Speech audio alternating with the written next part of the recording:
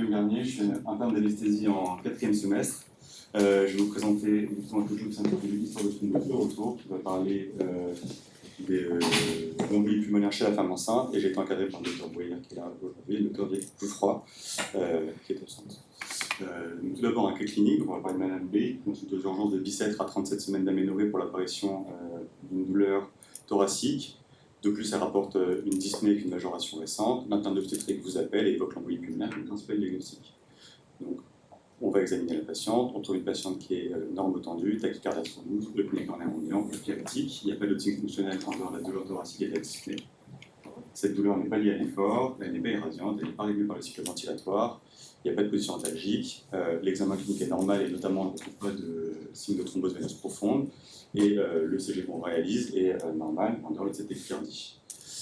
Et donc, je vous demande qu'est-ce que vous souhaitez faire pour avancer dans le diagnostic. Donc, levez la main ceux qui ne font aucun examen complémentaire à ce stade. Levez la main ceux qui font un angioscanner. Il y a 3 personnes qui font un scanner. Levez la main ceux qui commencent par des examens complémentaires, donc des dédimères, troponine et BNP. Une majorité. Ceux qui font une échographie bilatérale du membre inférieur en première intention. Une personne. Et qui fait une scintigraphie pulmonaire? Personne. On va revenir à ça juste après. Donc pourquoi parler de maladie thromboembolique veineuse chez la femme enceinte? Donc tout d'abord, c'est une pathologie qui est fréquente. Il y a environ un peu moins de 200 cas de maladie thromboembolique veineuse pour 100 000 grossesses. C'est une période qui est particulièrement à risque pour la femme quand on la compare à une femme du même âge non enceinte, avec un risque qui est multiplié par 5 durant la grossesse et multiplié par 25 durant le postpartum. Que c'est une cause de mortalité maternelle, donc avec 1,1 décès toutes les 100 000 grossesses en lien avec une maladie thromboembolique veineuse. Ça représente 14% des décès dans les pays maternels, dans les pays occidentaux, et c'est la deuxième cause de décès maternel. Donc, quels sont les facteurs de risque de maladie thromboembolique veineuse qui sont, je ne discuterai pas de ceux qui sont communs, on va juste discuter de ceux qui sont propres à la grossesse. Donc, sur votre droite, vous avez les facteurs de risque qui sont la grossesse multiple, l'anémie, le fait d'avoir une hyperémèse gravidique, une hémorragie, des saignements durant la grossesse. Et en revanche, contrairement à ce qu'on pourrait penser, ne sont pas des facteurs de risque la prééclampsie, l'HTA gravidique ou les menaces d'accouchement prématuré. Qu'est-ce qui explique que la femme enceinte soit un sujet particulièrement à risque de thrombose? C'est qu'elle regroupe l'ensemble des caractéristiques de la triade de Virchow, donc à savoir d'une part une stase veineuse, avec une réduction du flux veineux par compression de l'utérus, qui peut être jusqu'à 50% de la compression de la veine cave inférieure. Et ça s'étend en T2 jusqu'à la 6e semaine du postpartum. Ensuite, ces patientes peuvent présenter des lésions vasculaires, notamment pelviennes au moment de l'accouchement. Et troisièmement, ces patientes présentent un état procoagulant avec une augmentation des facteurs 1, 5, 7, 8, 9, 10 et du 20 facteur, avec une diminution du facteur 11, mais surtout de la protéine S qui est, elle, anticoagulante. L'algorithme que je vous présente là, c'est l'algorithme diagnostic de l'embolie pulmonaire qui est recommandé par la Société européenne de cardiologie depuis 2019. Donc les patients, donc ça c'est en dehors de la femme enceinte, donc les patients qui vont avoir une suspicion d'embolie pulmonaire, tout d'abord avoir une évaluation clinique, donc on va évaluer la probabilité d'avoir une embolie pulmonaire, une probabilité pré-test, qui va être soit faible ou intermédiaire, et dans ce cas on dosera des dédimères, donc le cutoff sera 500. S'ils sont négatifs, on aura éliminé le diagnostic d'embolie pulmonaire. Si les dédimères sont positifs, donc supérieurs à 500, ou si la probabilité est forte, il faudra réaliser une imagerie, et ce qui est recommandé là, c'est un angioscanner. C'est lui qui va trancher. S'il est non conclusif, on réalisera une autre imagerie. Maintenant, ce type d'algorithme présente plusieurs problématiques chez la femme enceinte. Donc, tout d'abord, au niveau clinique, étant donné qu'il y a un chevauchement entre les signes physiologiques de la grossesse et les signes de maladie thromboembolique veineuse. Et quand je parle de ça, c'est surtout les patients qui sont souvent dyspnéiques, souvent tachycardes.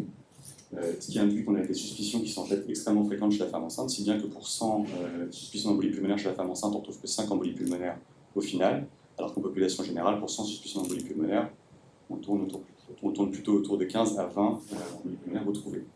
De plus, il n'y a pas de validation des critères de prédiction comme les critères de Wells ou les critères de Genève. Donc il n'y a pas de validation des critères cliniques. Deuxièmement, donc on a vu que dans l'algorithme, il y avait des dédimères qui avaient une position assez importante, et durant la grossesse, les dédimères sont difficilement interprétables. Donc, à droite, c'est un premier diagramme qui montre le taux de dédimères selon les trimestres de grossesse. Et donc on s'aperçoit qu'il y a une majoration de ce taux de dédimères tout au long de la grossesse, et que dès le 2e trimestre, il y a 93% des femmes qui ont plus de 500 de dédimères. Et au T3, plus de 99% des femmes qui ont plus de 500 dédimères, alors que ces femmes sont, ont des grossesses non pathologiques et sont en dehors de toute suspicion de thrombose. Sur le diagramme de gauche, c'est la même chose, c'est-à-dire que le taux de dédimères durant le postpartum, donc avec au terme, donc on voit qu'on a un pic de dédimères au moment de l'accouchement, avec une régression qui est lente et progressive jusqu'à une normalisation qui s'effectue entre le 30 et le 45e jour. Et donc les dédimères sont difficilement interprétables, donc durant la grossesse qui est une période à risque et durant le postpartum qui est également une période à risque. Et donc pourquoi les femmes enceintes ont des taux de dédimères élevés? On va reparler un peu de l'hémostase. Donc tout d'abord, la formation en fait d'un thrombus, donc il y a l'hémostase primaire, donc les plaquettes qui sont liées entre elles par le fibrinogène, l'hémostase secondaire, donc ça va être la consolidation du clou plaquettaire avec la transformation du fibrinogène en fibrine et la formation de lésions covalentes par le facteur très activé. Et enfin intervient l'hémostase tertiaire qui elle va avoir un rôle de lyse via le fibrinogène activé. Donc la lyse se fait au niveau des points rouges que vous avez, est-ce que ça marche le marqueur? Les points rouges que vous avez sur la diapositive. Et la partie inférieure du schéma, c'est l'ensemble des produits de dégradation de la fibrine. Donc en fait, on appelle les dédimères, c'est deux domaines B, qui sont les domaines de la fibrine, et c'est ça qu'on dit. Et en fait, chez la femme enceinte, il y a des procoagulants, donc il y a une majoration de la coagulation, plus de thrombus, mais il y a aussi plus de lyse, et c'est ce qui explique cette majoration des dédimères durant la grossesse qui est physiologique. Ensuite, donc on a vu que dans l'algorithme, on avait de la clinique, des dédimères et un recours assez rapide à l'imagerie. Et on est souvent tous, je pense, assez frileux à réaliser un examen irradiant chez une femme enceinte. Et est-ce qu'on a raison ou pas? Donc ce que vous voyez en haut à gauche de la diapositive, c'est l'irradiation fétale et l'irradiation maternelle en grès selon qu'on fasse un angioscanner ou une scintigraphie. Et donc, la partie inférieure de la diapositive, c'est quelles sont les conséquences. Donc pour la mère, il y a un risque de cancer du sein qui est majoré, mais comme vous pouvez le voir, c'est un chiffre très faible, donc 1,0003 à 1,0007. Donc ce risque semble négligeable pour la mère. On va aller pour un examen irradiant pour la mère. Ensuite, pour la grossesse, quels sont les risques de complications fétales? Donc, les risques de complications fétales apparaissent au-delà de ou autour de 50 microgrammes pour le fœtus. Donc là, on voit qu'il faudrait réaliser une centaine d'angioscanners pour atteindre ce seuil, et donc ça paraît également négligeable. Ensuite, pour le nouveau-né, là, c'est plutôt le problème de l'injection d'iode, avec le risque d'hypothyroïdie. Et du coup, il y avait une étude rétrospective qui montrait que chez 344 patientes qui avaient reçu une injection d'iode durant leur grossesse, l'ensemble des nouveau-nés étaient hypothyroïdiens à la naissance, et donc ce risque paraît également négligeable. Et donc, en tout cas, pour répondre au radiologue qui me refusera un examen, on n'a pas de franc argument. Enfin, le bénéfice-risque, en tout cas, semble en faveur d'éliminer l'embolie pulmonaire plutôt que de se retenir de l'irradiation. Néanmoins, dans l'ensemble de ces études, il précisait qu'il n'y avait aucune irradiation qui était dénuée de risque oncogène et que le principe de précaution devait s'appliquer d'autant plus dans le contexte de grossesse.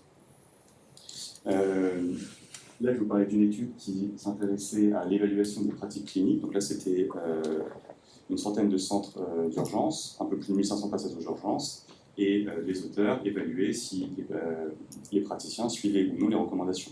Et donc, est-ce qu'il y avait des écarts au protocole? Donc, d'une part, ils s'aperçoivent que dans un peu plus de la moitié des cas, les praticiens ne suivent pas les protocoles en place. Et que deuxièmement, le premier facteur de risque d'avoir une prise en charge inadaptée et de ne pas suivre les algorithmes, c'était la grossesse, avec un ratio proche de 6. Ils se sont également intéressés aux conséquences pour les patients.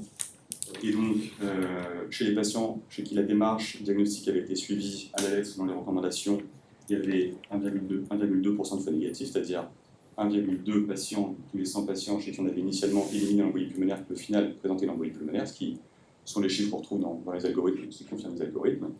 En revanche, ce chiffre s'élevait à 7,7% chez les patients pour lesquels la démarche diagnostique était inappropriée.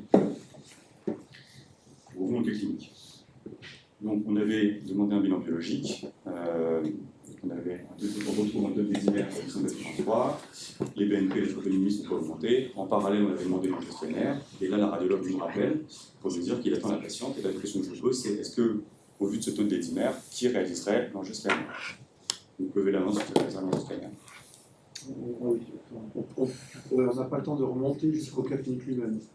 Ah, Quels sont les autres éléments du tableau clinique? Je vous remercie pour ce débat. Si c'est pas possible.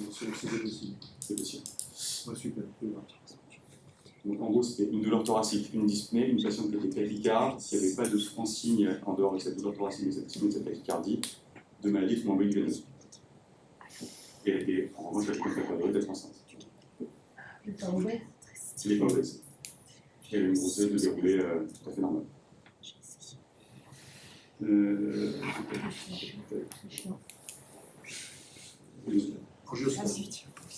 Qui fait un angioscanner? Une majorité de personnes font un angioscanner. Donc je vais essayer de répondre à cette question avec différentes études. Donc là, je vais vous parler d'une première étude, qui est l'étude CTPE Pregnancy, qui est la première étude qui évalue une stratégie qui est qualifiée de classique, étant donné que c'est la stratégie qu'on retrouve dans les recommandations françaises. Donc c'est la première fois qu'en population générale, on étudie un algorithme de suspicion d'embolie pulmonaire. Donc c'était une étude qui était prospective, multicentrique, qui concernait un peu moins de 400 femmes. La majorité de ces femmes étaient OT2 et OT3, et c'était des grossesses non pathologiques. Et c'était des patientes ambulatoires qui présentaient aux urgences. Concernant l'algorithme en lui-même, la partie du haut qui est masquée là, c'est le fait d'avoir une suspicion d'embolie pulmonaire. Ils appliquaient un score clinique pour évaluer la probabilité pré-test. C'était le score de Genève modifié. Soit faible intermédiaire, donc les dédimères négatifs, c'est-à-dire inférieur à 500, on exclut l'embolie pulmonaire. Positive, ou une probabilité pré-test qui était forte, on allait à l'échographie bilatérale des membres inférieurs. Dans le cas où l'échographie bilatérale des membres inférieurs était positive, on mettait le traitement, on mettait un diagnostic d'embolie pulmonaire. Si c'était négatif, on allait à l'angioscanner, qui pouvait être positif, négatif ou non conclusif. Donc positif, on traitait, négatif, on exclut l'embolie pulmonaire, non conclusif. On discutait un autre examen d'imagerie. Le critère de jugement principal de cette étude, c'était le taux de faux négatif de l'algorithme, c'est-à-dire que pendant 3 mois, ils ont suivi l'ensemble des patientes, et si les patientes chez qui on avait initialement exclu une embolie pulmonaire présentaient une embolie pulmonaire dans ces 3 mois, donc elle a été considérée comme faux négatif. Le résultat, c'est au bord en bas à droite, donc c'est aucun raté, donc aucune patiente chez qui on avait initialement exclu l'embolie pulmonaire qui présente une embolie pulmonaire. Il y a d'autres éléments qui sont intéressants sur cet algorithme. Donc, tout d'abord, le nombre de patients chez qui on a éliminé l'embolie pulmonaire uniquement avec des dédimères, qui est assez faible, qui est 11,7%. En population générale, chez les femmes non enceintes, c'est plutôt autour de 30% de patients qui ont des dédimères inférieurs à 500. Et un autre élément qui est intéressant, c'est d'une part, là dans cet algorithme, il suffit de faire une échographie des membres inférieurs à tous les patients, et avec une rentabilité qui est assez faible, étant donné qu'il y a 2% de ces échos qui sont positifs. Et on s'aperçoit qu'il y a 86% des patients qui vont avoir un examen radiant, ce qui est un taux assez important. Donc au total, c'est la première fois qu'on valide un algorithme de prise en charge, diagnostic d'embolie pulmonaire chez la femme enceinte, qui s'avère être sûr, fiable. Néanmoins, on a un recours qui est important aux examens radiants, et la question de l'échographie se pose, étant donné qu'elle est assez peu rentable. Là, il y a une seconde étude, qui est l'étude Artemis, qui date de 2019, qui, elle, va étudier cet algorithme, qui est l'algorithme qui est tiré d'une première étude qui est l'étude Thiers. Donc, très rapidement, cette première étude, c'est en population générale. Ils ont évalué cet algorithme dont je vais vous parler juste après. Et le résultat qui ressort, c'est que cet algorithme est fiable. Il y avait 0,6% de faux négatifs, donc ce qu'on fait actuellement avec les diagnostics recommandés. Et en revanche, on diminuait de 14% le nombre d'examens irradiants chez ces patients. Et ça paraissait pertinent d'évaluer cet algorithme chez la femme enceinte. Donc c'est ce qu'ils ont fait ici. Donc l'étude Artemis, c'est une étude qui est prospective, multicentrique, qui s'intéresse à un peu moins de 500 patientes, qui sont essentiellement OT2 et OT3, qui ont environ 30 ans et qui ont des grossesses, sans particularité. Concernant l'algorithme en lui-même, donc, concernant les suspicions d'embolie pulmonaire, c'est à peu près le tableau de notre patiente. La première étape, c'est d'évaluer une probabilité pré-test, donc selon 3 critères, qui sont les critères IERS. Donc tout d'abord, est-ce qu'il y a des signes de thrombose veineuse profonde? Deuxièmement, est-ce qu'il y a est-ce que la patiente présente une octisie? Troisièmement, est-ce que l'embolie pulmonaire semble être le diagnostic le plus probable? Donc s'il y a des signes de thrombose veineuse profonde, il recommande d'aller à l'échographie des membres inférieurs. Donc si elle est négative, on passe à la suite de l'échographie. Si elle est positive, on a l'embolie pulmonaire, on la traite. Et ensuite, ce qui change avec les écoles précédentes, c'est qu'on va adapter notre taux de dédimère selon la probabilité pré-test. Donc si les patients ont 0 sur 3 critères de Liers, le cutoff qui va être utilisé sera un cutoff à 1000 pour les dédimères. Donc 0 sur 3 et moins de 1000 dédimères, on élimine le diagnostic d'embolie pulmonaire. Si on a 0 sur 3 et plus de 1000 de dédimères, on va aller à l'angioscanner. Si les patientes ont plus d'une supérieure ou égale à une réponse sur 3 au questionnaire Myers, le cutoff qui va être appliqué cette fois sera à 500. Et donc, inférieur à 500, on élimine le diagnostic d'embolie pulmonaire. Si supérieur à 500, on va à l'angioscanner. Le critère de jugement principal, c'est le même. Donc, c'est les faux négatifs, de nouveau ici en 3 mois les patientes. Et le critère de jugement secondaire, c'est de savoir si on diminue ou pas, en appliquant ce type de méthode, le nombre d'examens irradiants. Et donc les résultats sont positifs, étant donné qu'ils sont passés à côté d'une embolie pulmonaire. Donc une patiente a présenté une embolie pulmonaire dans les 3 mois du suivi, sachant que cette patiente avait un taux de dédimère au moment où elle a passé l'algorithme à 480. Donc elle serait passée à travers de tous les algorithmes et le diagnostic est au 90e jour. Et donc ça semble peu probable que ce soit la même maladie embolique. Donc l'algorithme est fiable. Deuxièmement, donc le critère de jugement secondaire, le nombre d'embolies pulmonaires exclu sans les examens irradiants, il y a 39% des patients qui n'ont pas eu recours à un examen irradiant, ce qui fait du coup beaucoup mieux. Pour rappel, dans le cas précédent, c'était 14% des patients. Et donc on voit que ça marche d'autant mieux qu'on est au début de la grossesse, donc 65% au T1, 46% au T2, 32% au T3, et c'est logique étant donné l'évolution des décimales que je vous ai mis en dessous. Et donc cet algorithme, si on résume, de nouveau est fiable et permet de diminuer le nombre d'examens irradiants chez la femme enceinte. Je vais vous parler d'une dernière étude qui est une étude qui s'intéresse, une étude post-hoc, où en fait ils ont appliqué les critères Myers, l'algorithme Myers, à la population de la première étude dont je vous ai parlé, donc les CTP prégnancy, ils ont pu appliquer à, donc il y avait initialement 395 femmes, ils ont pu l'appliquer à 371 patientes, soit parce qu'il y avait des données manquantes, soit parce que les patientes avaient retiré leur consentement. Et donc les résultats, c'est que de nouveau, il n'y a aucun faux négatif, que de nouveau, cet algorithme permet de diminuer le nombre d'examens irradiants. Donc on passe de 21% des patients qui n'auraient pas eu d'examens irradiants contre 14% en première algorithme. Néanmoins, là, on n'est qu'à 21%, dans l'étude que je vous montrais précédemment, c'était 39%. Qu'est-ce qui explique cette différence? C'est que dans l'étude Artemis, il y a 51% des patients qui auraient eu 0 sur 3 et qui donc auraient été traités avec un cutoff de dédimère à 1000, alors que dans l'étude CTP Pregnancy, c'était uniquement 24% des patientes. Et cette différence, elle s'explique principalement par une chose, c'est que donc, hémoptysie, si on veut maladie thrombolique veineuse, ça reste des taux assez faibles et assez proches.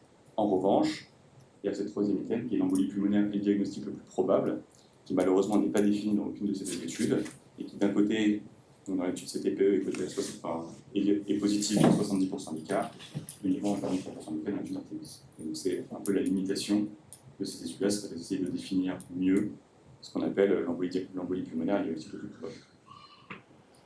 Pour terminer sur le cas clinique, au final on avait réalisé effectivement un angioscanner, en lui attribuant le score de 1 sur 3 au score Myers devant l'absence de diagnostic alternatif, par raison de retard, ça je ne peux pas vous répondre, et l'angioscanner ne trouvait pas d'embolie pulmonaire chez Madame B.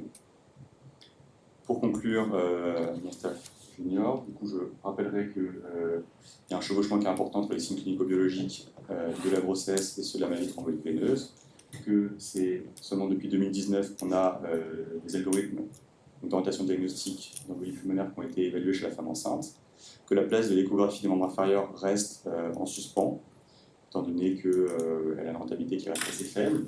On a l'impression qu'on peut quand même se servir des dédimères chez la femme enceinte. Mon avis serait que l'algorithme Myers semble être pour l'instant celui qui répond le mieux à la double problématique de fiabilité et de diminution des examens irradiants chez la femme enceinte. Et c'est celui que j'ai utilisé la série de 17. Et pour finir, l'importance de suivre du coup les algorithmes, comme on a pu le voir, ne pas suivre les algorithmes, ça augmente le taux de faux négatif. Je vous remercie de m'avoir écouté.